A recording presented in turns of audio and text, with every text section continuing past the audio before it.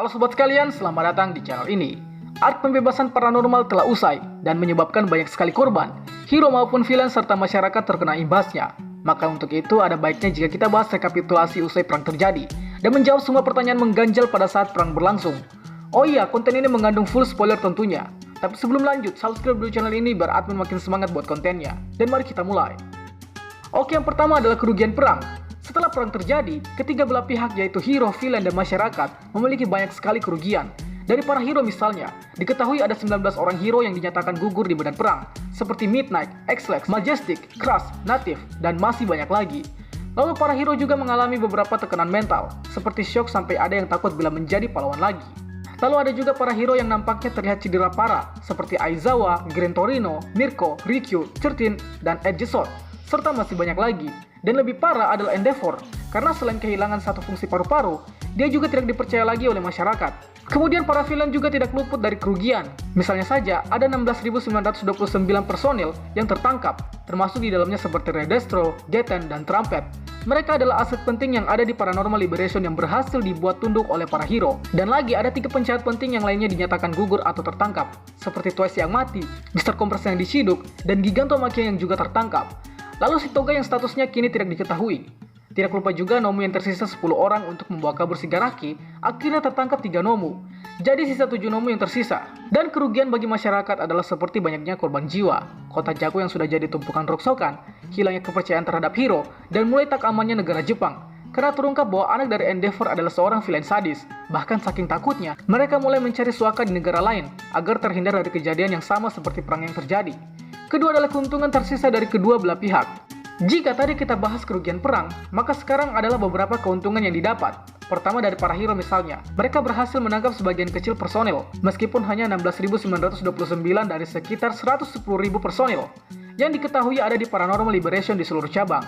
Lalu mereka juga berhasil menangkap beberapa orang-orang penting, seperti Redestro, Mr. Compress, dan Gigantomachia, yang kita tahu bahwa dia ini adalah bencana berjalan. Dan salah satu letnan yaitu Twice berhasil dibunuh oleh para hero. Karena jika kita sadari, Twice ini memiliki quirk yang sangat berbahaya. Saking berbahayanya, dia diyakini dapat merusak satu negara dengan mudah. Lalu keuntungan dari para villain adalah mereka berhasil membuat masyarakat tidak mempercayai hero, terutama setelah beberapa kota dihancurkan oleh Shigaraki dan Gigantomachia, serta identitas Dabi yang terungkap. Dengan begitu, para villain di masa depan nanti akan semakin mudah dalam melakukan aksinya. Atau bahkan lebih buruknya, masyarakat bisa dapat menjadi villain oleh karena kepercayaan terhadap simbol perdamaian sudah tidak ada. Selain itu, para villain juga masih memiliki beberapa orang yang berhasil kabur, seperti Dabi, Skeptic, Spinner, 7 orang Nomu, dan tentu saja Shigaraki Tomura. Nah, Shigaraki Tomura ini menjadi suatu keberhasilan tersendiri bagi All For One, karena All For One berhasil menguasai kesadaran Shigaraki seutuhnya. Hal ini menjadikan All For One memiliki 2 kesadaran sekaligus, walaupun tubuh aslinya sedang berada di Tartarus. Nah, lebih gilanya lagi, All For One meminta untuk dibebaskan dari Tartarus, sehingga teori pembobolan Tartarus sepertinya bakal benar-benar terjadi ke depannya. Oh iya, admin akan bahas teori ini nantinya.